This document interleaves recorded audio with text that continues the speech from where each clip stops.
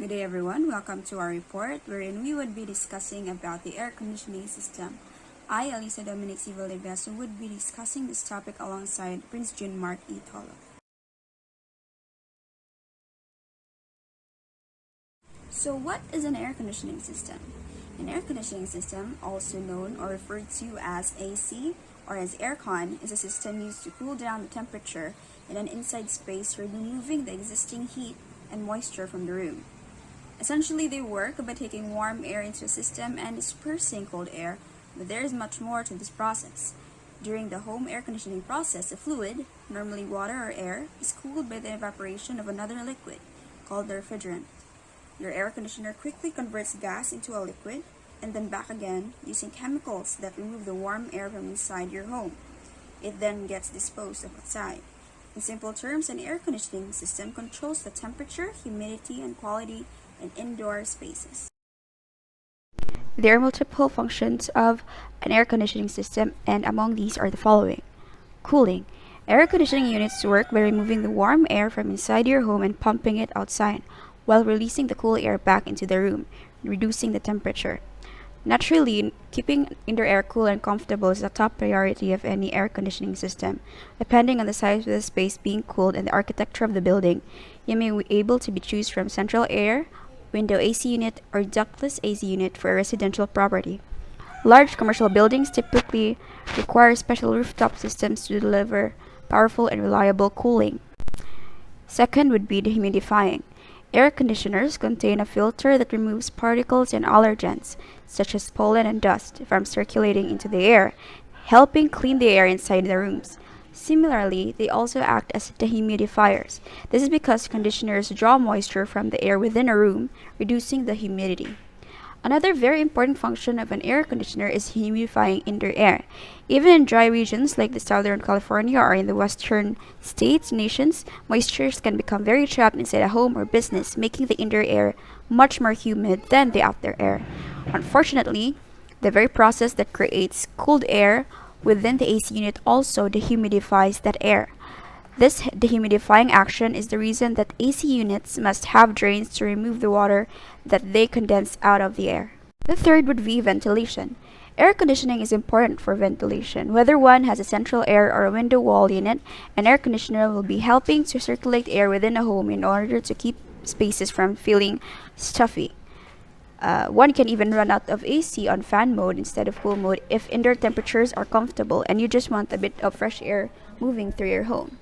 By running the AC or fan mode instead of opening a window, you get the benefit of having the AC's unit filter catch any outdoor allergens like pollen that may be trying to sneak in your house. Fourth function would be comfort. With more regulated temperatures during the nighttime, sleep would be much better for most people.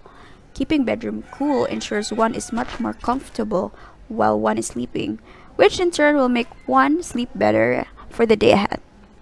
The primary purpose of air conditioning basically is to create a room climate comfortable for us humans.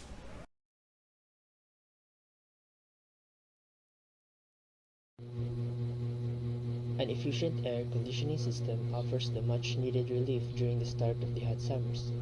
These systems work along with your heating units, maintaining the required level of temperature at home or office. To begin with, there are 5 basic components of an air conditioning system which enable it to provide cooling and heating as required.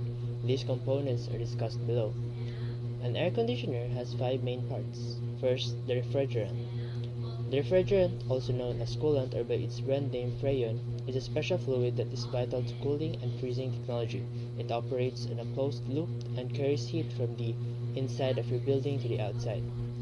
The refrigerant can be interpreted as the messenger or traveler. We use refrigerant because it changes states from liquid to vapor at convenient temperatures for the refrigeration cycle. Refrigerant travels through an air conditioner's cooling tubes and copper coils, connecting the inside unit to the outside unit. It absorbs heat from your indoor air, changing states from gas to liquid. After absorbing heat from the inside air, the refrigerant travels to the outer unit where the heat is pushed outdoors. Once the refrigerant has dispersed its heat outdoors, it changes back to its gaseous state and travels back indoors. After the refrigerant gets cold again, an indoor fan blows air over the cold coils and then circulates cold air through the home. This cycle repeats every time your air conditioner is on. Second, the compressor. The job of the compressor is to pressurize the refrigerant, thus raising its temperature. Due to the combined gas law, a combination of Boyle's law, Charles' law, and Gay-Lussac's law, which states that if pressure increases, so does its temperature. When you compress the refrigerant, it will heat up. It does this by squeezing the gas very tightly together. We heat up the refrigerant in order to get its temperature higher than the outer temperature. Since heat naturally flows from a hotter to colder bodies, in order to dispense heat outdoors, the refrigerant must be hotter than the air outdoors. This is why we need the compressor to increase its pressure and thus its temperature. Third, condenser coil. The condenser coil is in the outer air conditioning unit. It receives the high pressure, high temperature refrigerant from the compressor. You can think of it as the opposite of the evaporator coil. Whereas the evaporator coils contain cold refrigerant, the condenser coils contain hot refrigerant. The condenser coils are designed to facilitate heat transfer to the outer air. The refrigerant releases heat energy with the aid of the condenser fan, which blows air over the coils. As the heat leaves the refrigerant to the outside environment, it turns back into a liquid where it then flows to the expansion valve, which depressurizes the refrigerant and cools it down. Fourth, expansion valve. An expansion valve removes pressure from liquid refrigerant, allowing for the refrigerant to change from a liquid to a vapor or gas in the evaporator. It also controls the amount of refrigerant or voltage flow entering the evaporator. Again, using the principles behind the combined gas law, which states that when pressure decreases, so does its temperature. The expansion valve depressurizes the refrigerant and cools it down.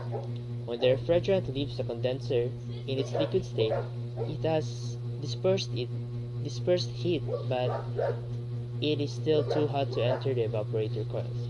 Before the refrigerant passes to the evaporator coils, it must be cooled down. This is where the expansion valve, also known as a metering device, comes in. Normally a thermostatic expansion valve. Fifth, evaporator coil. Evaporator coils are very important to an air conditioner. It's where the air conditioner actually picks up the heat from inside your home. Just like the condenser coils need the help of the condenser fan to facilitate heat transfer, the evaporator coils rely on the indoor air handler's fan, aka the blower, to blow air over the coils. As the refrigerant absorbs heat from the indoor air, it starts to evaporate to form a vapor. The copper tubes receive the depressurized liquid refrigerant from the expansion valve. When your indoor air blows over the cold coils, the heat from inside the home gets absorbed.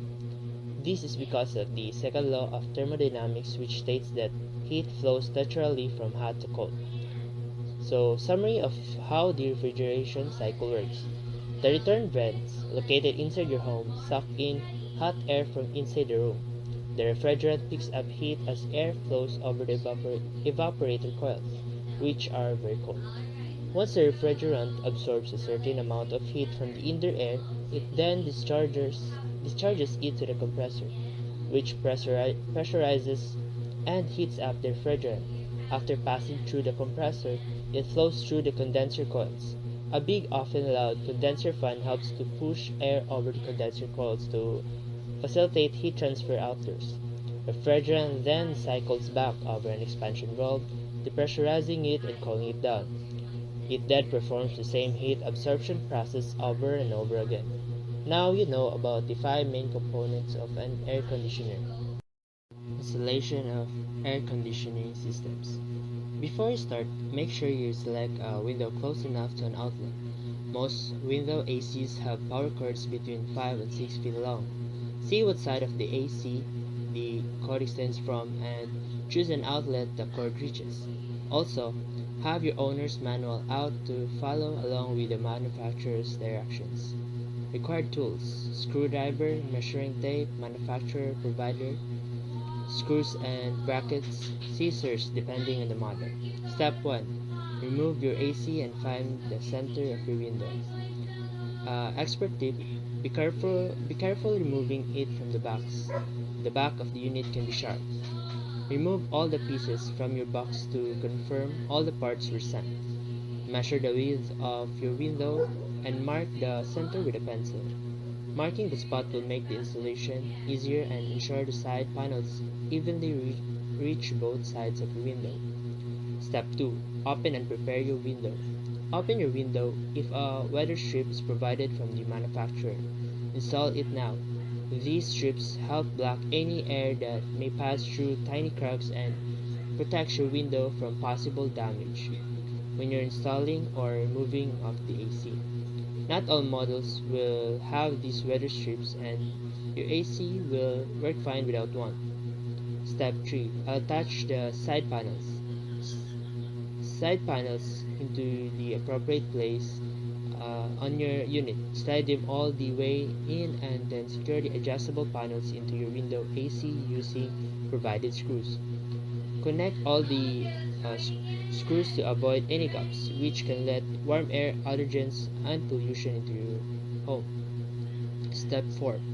Insert your AC in the window. Expert tip: it's best to use two people for this step. Even if you can lift it yourself, it's safer to have an extra set of hands to close the window and secure the AC. Pick up your AC and center it in your window. Then tightly close your window on top of the AC. There should be a spot where the window easily slides into place. Most of the unit's weight will be outside, so be careful lifting it into place. Once you close the window, your AC should be securely in place. Step 5. Install L brackets. L bracket installed at the top of an open window. The hard part is done. Now you're just securing everything and finishing up. Installations vary at this stage based on the manufacturer, but most models include at least one L bracket to hold the window securely in place. Screw the L bracket or brackets to the top of the open window. This prevents the window from being pushed up, which is the main concern once window ACs are installed. If your AC doesn't come with a bracket to hold your window in place, we highly suggest you use one from your tool collection. Step 6. Attach panels. If provided, add the window padding to the sides of your open window. Topic: if no padding came with your model, just extend the side panels to reach your window. Then attach both side panels to your window using the screws from your manufacturer. Step 7. Secure unit and start cooling. Select manufacturers provide brackets and screws that connect the AC to the interior window seal. This is an extra level of security and some manufacturers don't find it necessary. But if they're provided, screw them in now. You're done. Plug in and turn on your AC. You should immediately feel it cooling your room. Additional information. Keep in mind, these are general tips for installing a window AC. Your model may have slightly different directions.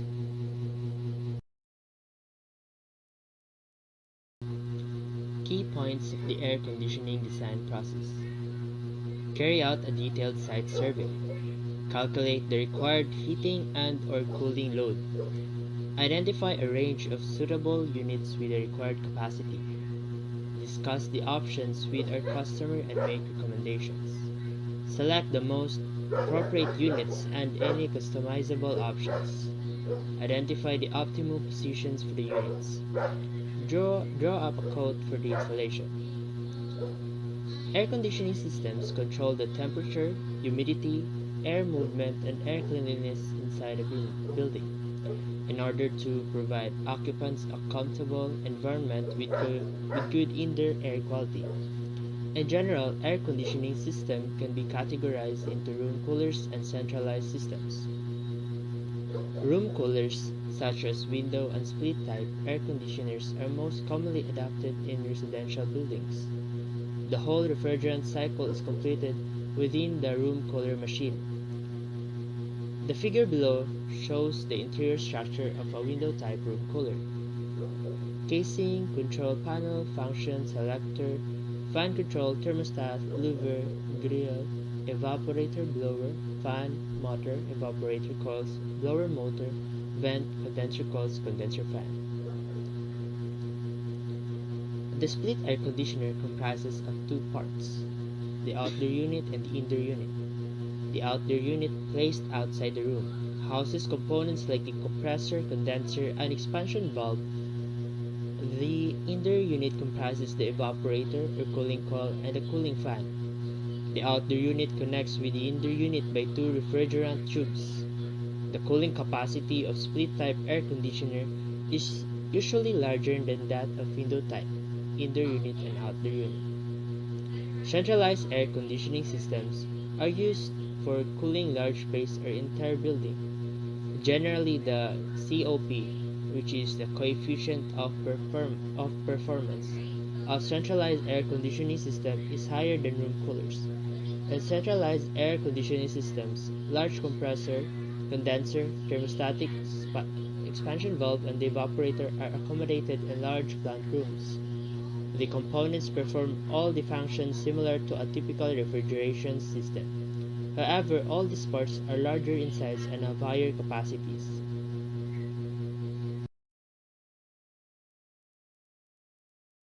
There are also various types of air conditioners. The most common one is the central air conditioner, which is also known as ducted air conditioning. It is the most common type of air conditioner in the central cooling system. Central cooling systems use a network of ducts to supply air throughout the house. These are usually two-part systems with an outdoor unit that contains the compressor and condenser coils, and an indoor unit with evaporator coils. Refrigerant lines link the two together. For central air conditioning to work efficiently, your HVAC technician should conduct a load calculation on your home to determine the correct size of the system to install. Make sure this step is not overlooked when installing a central air conditioner. An undersized unit won't adequately cool your home. An oversized unit won't humidify your home too, so leaving you to suffer the comfort of the humidity. The second type would be the ductless mini-split, or also known as wall-hung split or multi-head split air conditioners. These ductless systems are quite common in modern homes. They are referred to as split systems because they consist of two units, one kept inside your home and one outside. They can be used to cool or heat single areas or multi-zone systems that can be installed. They have one compressor outside with several indoor units conditioning the air in various parts of the house. The wall-hung split and multi-head split systems have a relatively high upfront cost compared to the previous two types of air conditioners. They tend to be mounted on high walls, so it's important to take them into account when planning the decor of your space. Wall split and multi-head split systems tend to be smaller than ducted systems and are connected by piping rather than large ducts. Despite this, the indoor units are still more visible than the vents of the ductless system. Window air conditioners. These used to be a very common choice for controlling the temperature in small rooms. They contain the compressor, condenser, coils, and the evaporator all in one single unit. Window air conditioners are designed to fit into the window of a room, so they generally don't need any significant home modifications for installation. Wall units are very similar, except they need a hole made in the room's wall in order for them to fit. Most window air conditioners work in cycles that involve them turning on to cool down or heat up the room, then switching off once the desired temperature is reached. They click back once the room starts to heat up or cool down again. They tend not to be energy efficient. Fourth type would be portable air conditioners. These systems work by drawing in warm air, cooling it, then returning it to the room. The two main types are single and double hose models. Those with single ducts draw warm air from inside the room, cool it, and return it to the room while venting the hot air outside. This causes the negative pressure within the room, bringing in more warm air from the rest of the house and from outside. Because of this, single hose models are very inefficient. Some portable air conditioners have a second hose which they use to draw air from outside. This reduces the negative air pressure issues that come with single duct models. Despite this, double hose models still tend to be less efficient than other kinds of air conditioners. Portable air conditioners tend to have a very relatively low upfront costs. However, in the long run, they are likely to cost you more in electricity than other options. It is recommended that you look into other models unless you move frequently, only have a very small space to cool, or don't plan on using it often. The next type would be a floor-mounted AC. A floor-standing air conditioner is similar to the conventional split air conditioner. The main difference is that it is mounted on the floor or is very close to the floor. In some cases, if the floor is recessed, the air conditioner can be placed on it. In other cases, it can be placed below the window. Compared to other air conditioners, this style of AC unit is compact in size. The air unit is similar to air conditioners in design, and it works identical to a wall-mounted system. It has a filtration unit for removing the air particles, or dust particles rather, turbofan, refrigerant, and compressor for cooling and heating. Some units have auto swing louver to adjust the direction of the cooling. The next type would be a hybrid, or also known as dual fuel air conditioners. A dual fuel system is a home comfort system that pairs an electric heat pump with a gas furnace and alternates between the two fuel sources to maximize comfort and efficiency. It's primarily an electricity-driven system, although it does use gas as a secondary fuel source, particularly during extreme cold. But that extreme cold isn't common in most parts of the Philippines, so this type of air conditioner is rarely used. Dual fuel or hybrid systems work well during both summer and winter. During warm weather months, the system's heat pump transfers interior hot air to the outside of the house, cooling the home. So that's how it works. Smart air conditioners. Unlike conventional air conditioners, smart air conditioners allow you to maintain your home temperature using a smartphone. Their functionality can be controlled via an app that you can download on your phone or tablet. Moreover, they can also be connected to smart home systems or voice assistants. The ability of a smart air conditioning system to connect to the internet and consequently other devices is what makes them smart. The last type included in this report is the geothermal air conditioners. Geothermal HVAC systems use the same science of refrigeration that other HVAC equipment relies on. Under the second law of thermodynamics, heat naturally travels from hot or warm locations to cold ones. In a geothermal HVAC system, an electrically powered heat pump cycles fluid, usually water or refrigerant, through long loops of underground pipes. It is through this process that heat is transferred from ambient air in the building to the ground and vice versa. So, for the calculations, here are some formulas that might be of use. Work and horsepower formulas. Work is equal to force times distance. Horsepower, or HP, is equal to 33,000 feet-pound F of work in 1 minute. HP is equal to 745.7 watts. Metric HP is equal to 735.5 watts. Kilowatt or kW is equal to 3,413 British thermal units, which is the BTU. HVAC formulas and specific terms. Ton of refrigeration, the amount of heat needed to melt 1 ton of ice at 32 degrees Fahrenheit, equivalent to 12,000 BTU per hour. Air consistency. Dry air is equal to 78% nitrogen plus 21% oxygen plus 1% various other gases. Specific density of air is equal to 1 over 13.33 or 0.75 pounds per cubic foot. Raising 1 pound of standard air 1 degree Fahrenheit requires 0.24 BTUs. Heat or humidity. Relative humidity is equal to moisture present over total moisture air can hold. Specific humidity is equal to mass of water vapor or over total mass of moist air parcel. Dew point temperature in degrees Celsius is equal to observed temperature, which is in degrees Celsius minus the quantity of 100 minus relative humidity percentage over 5. The formula for determining dew point temperature may also be expressed as Td is equal to T minus the quantity of 100 minus RH over 5. Remember that this formula is merely a very accurate approximation to be used only when the relative humidity value is about 50%. A more precise and complicated formula can be found here. Determining heat in conditions other than standard air. Total heat, which is BTU per hour, is equal to 4.5 times cubic feet per minute, which is CFM times delta H, which is the stellar heat. Sensible heat, which is in BTU per hour, is equal to 1.1 times CFM times delta T, which is in standard air. Latent heat, which is in BTU per hour, is equal to 0.69 times CFM times delta GR, which is in standard air. Other useful formulas. Total heat, which is in BTU per hour, is equal to 500 times gallons per minute, which is the GPM times delta T, which is water. BTU per hour is equal to 3.413 times watts. Is equal also to HP times 2546, which is also equal to kg cal times 3.97 pounds, which is equal to 453.6 grams.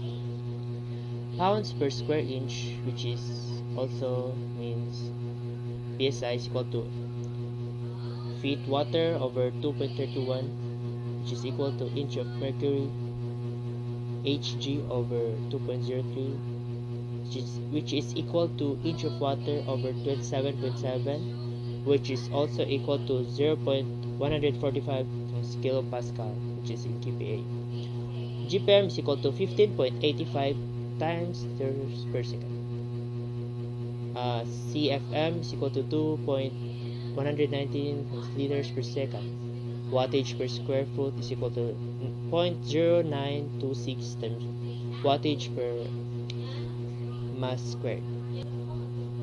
EER is energy efficiency ratio. EER is a measure of how efficient a cooling system operates in steady state over time. When the outer temperature is at a specific level, outer conditions commonly used are 95 of 35 degrees Celsius. The higher EER, the more energy efficient is the system. ER can be calculated as ER is equal to QC over E, where QC is equal to output cooling energy, which is in BTU. E is equal to input electrical energy consumption, which is watt-hours or WH. ER is common for room air conditioners ranging from 5,000 to 15,000 BTU per hour, or 1.5 kilowatts to 4.5 kilowatts. 1 BTU per hour is equal to 2.931 times 10 minus 4 kilowatts, which is equal to 0.0299 kpm per second, which is equal to 0.2052 kcal per H, which is also equal to 3.986 times 10 minus 4 HK, which is also equal to 3.939 times 10 minus 4 HP, which is also equal to 0.2163 FT pounds per second. In mild climates, air conditioners with EER of at least 9.0 should be selected. In hotter climates, air conditioners with EER above 10 should be selected. Note that ER is sometimes erroneous based on cooling power and electrical power consumption, as ER power is equal to PC over PW, where PC is equal to output cooling power, which is in BTU per hour, and PW, which is equal to input electrical power consumption, which is W. SEER, SEER, seasonal energy efficiency ratio, can be calculated as SEER or SEER is equal to QC over E, where QC is equal to seasoning cooling energy, which is in BTU. E is equal to seasonal electrical energy consumption, which is in WH. SEER, SEER should be at least 10. There are units where SEER reach at least 17. Some example calculations. Problem number 1. A sling psychrometer gives reading of 250 C dry bulb temperature, 150 C wet bulb temperature. The barometer indicates 760 mm of Hg, assuming partial pressure of the vapor as 10 mm of Hg. Determine specific humidity and saturation ratio. So before that, what is sling psychrometer? Sling or motorized psychrometer is used in meteorological observation. It is used in the HVAC, which means heating, ventilation, and air conditioning industry for selecting and charging proper refrigerant in residential and commercial air conditioning systems. Sling psychrometers are also used in the coating industry. Relative humidity, often expressed as a percentage, indicates a present state of absolute humidity relative to a maximum humidity given the same temperature. Specific humidity is the ratio of water vapor mass to total moist air parcel mass. Specific humidity mass of water vapor in a unit mass of moist air, usually expressed as grams of vapor per kilogram of air, or in air conditioning as grains per pound. The saturation mixing ratio, or WS, is the ratio of the mass of water vapor, or MV, to the mass of dry air, MD, in a parcel of air at saturation. In other words, WS is the maximum amount of water vapor that a parcel can hold without condensation. So, uh, for the given data, dry bulb temperature, which is TD, is equal to 250 C. Wet bulb temperature, which is TW, is equal to 150 C. Barometer pressure, which is PB, is equal to 760 mm of Hg. Partial pressure, which is PV, is equal to 10 mm of Hg. To find specific humidity and saturation ratio, the solution for that is, for the specific humidity, the formula is equal to W is equal to 0.622 PV over PB minus PV. By substituting the variables, W is equal to 0.622 times 10 over 760 minus 10, which is equal to 0.0083 kilogram over kilogram of dry air. Saturation ratio, from steam table corresponding to dry bulb temperature, TD is equal to 250 C. We find the partial pressure PS, which is equal to 0.31166 bar, which is equal to 0.366 over 0.00133 is equal to 23.8 mm of Hg. We know that saturation ratio is mu, which is equal to PV, quantity of PV minus PS, over PS, quantity of PB minus PV, which is equal to, substituting the variables, mu is equal to 10, quantity of 760 minus 23.8 over 23.8, quantity of 760 minus 10, which is equal to 0.41. So the results are, for the specific humidity, is equal to 0.0083 kilogram over kilogram of dry air. Saturation ratio is equal to 0.41. So for the problem number 2, a cooling unit operates at 1 ton cooling, which is equal to 1 ton per kilowatt, or 12,000 BTU per hour. The energy efficiency ratio, which is EER power, can be calculated as EER power, which is equal to 12,000 BTU per hour over 1,000 W, which is equal to 12. Coefficient of performance, or COP, can be calculated as COP is equal to PC over PW, where COP is equal to coefficient of performance, PC is equal to output cooling power, BTU over HW, and PW is equal to input electrical power consumption, which is in BTU per hour or watts. Since 1 kilowatt is equal to 3,412 BTU per hour, as to COP for 1 ton cooling can be calculated as COP is equal to 12,000 BTU per hour over quantity of 1 kilowatt times the quantity of 3412 BTU per hour over kilowatt is equal to 3.52. As a small cooling unit operating at 1 ton per kilowatt, which is 1000 watts, is equivalent to a COP of 3.52 or an EAR power of 12. The relationship between EAR power and COP can be expressed as EAR power is equal to 12 over 3.52 COP is equal to 3.41 COP. Problems number 3 and 4. How to calculate the AC size. So there are different methods in calculating the AC size: the area method and the volume method. Area method: to calculate, multiply the length and breadth of the room, which is in feet, take square root of the answer and divide by 10. The resulting number will give the desired tonnage. Volume method: alternatively, multiply the length, breadth, and height of a room, which is in feet, divide the answer by 1000. This is the tonnage required. So, example number 3. Using area method. To make it clear, suppose the room is 10 feet wide by 15 feet long. That means 10 by 15, which is equal to 150 square feet.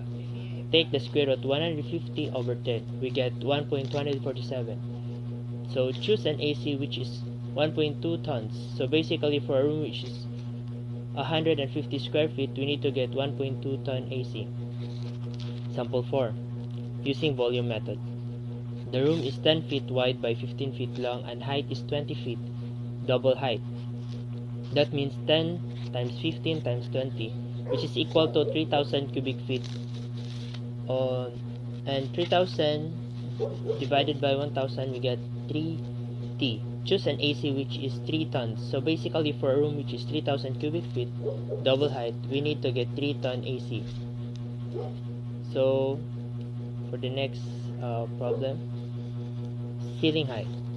If your ceiling is 2.4 meter height, you will need to multiply the daytime living area, which is in meters squared, by 150, which is in watts. If your ceiling is 2.7 meter high, you will need to multiply the daytime living area, which is in meters squared, by 160, which is in watts. If your ceiling is 3 meter high, you will need to multiply the daytime living area, which is in meters squared, by 175, which is in watts. These calculations will give the amount of watts you need, and you can then move the decimal point 3 points to the left to convert it to kilowatts. So for the example number 5. So for problem number 5, for a house with a daytime living area of 100 square meters and a height of 2.4 meters, the calculations would be 100 square meters times 150 watts, that would be 15,000 watts. 15,000 watts would be 15 kilowatts. So therefore, a 15 kilowatt unit is roughly the right size for the house of that dimensions.